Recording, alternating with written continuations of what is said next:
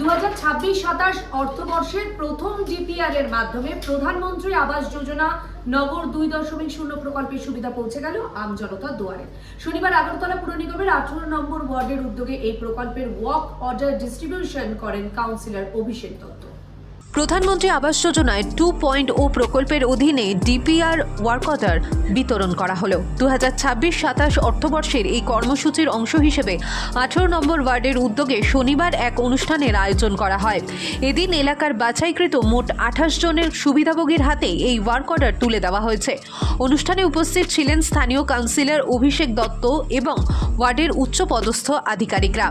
অনুষ্ঠানে কাউন্সিলর অভিষেক দত্ত জানান, নতুন এই স্কিমে সুবিধাভোগীরা বাড়ি তৈরির জন্য মোট 2,50,000 টাকা আর্থিক সহায়তা পাবেন, যার মধ্যে কেন্দ্রীয় সরকারের অংশ 2,25,000 টাকা এবং রাজ্য সরকারের পক্ষ থেকে 25,000 টাকা প্রদান করা হবে। আমাদের এএমসি জবের থেকে বিজেপি শাসিত এএমসি হয়েছে, এর আগ পর্যন্ত আমার ওয়ার্ডে ব্যক্তিগত বলতে পারি যে একটা ডিপিআর মানে 5 ডিপিআর এ আপনার ঘর দেওয়া হয়েছিল একটা, যেই জায়গাতে 6 ডিপিআর এ আমি নিজে দিয়েছি 36টা ঘর এসে 21-এর পরে, এবং এরপরে 7 ডিপিআর এ প্রায় 28টা মতন ঘর দিয়েছি।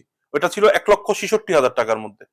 এখন নতুন যে স্কিমটা এসছে প্রধানমন্ত্রী Awas Yojana urban 2.0 first DPR এ আমরা টোটাল দিয়েছি 34টা। 34-এর মধ্যে 6 জন করতে পারবে না, ওদের টাকা পয়সার প্রবলেম আছে। 28 জনকে আজকে আমরা দিয়েছি।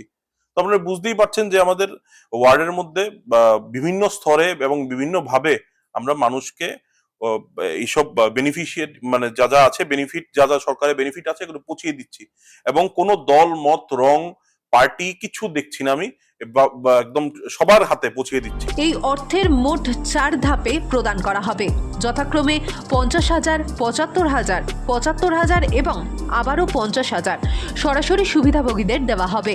কোনো প্রকার রাজনৈতিক দল বা রং বিচার না করে প্রকৃত প্রাপকদের হাতেই এই ধরনের সরকারি সুবিধা পৌঁছে দেওয়া হচ্ছে বলেই তিনি উল্লেখ করেছেন। ত্রিপুরা থেকে দেবাশিস বসুর রিপোর্ট, সিএন ত্রিপুরা।